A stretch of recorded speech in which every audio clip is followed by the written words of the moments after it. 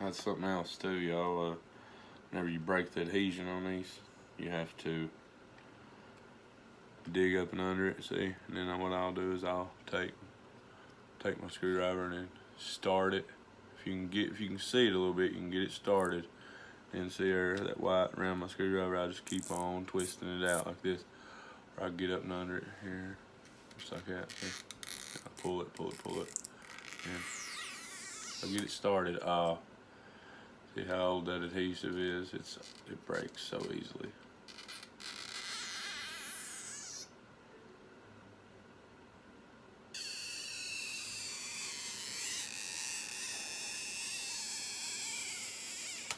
There it is. And we'll do the next one and the next one like that.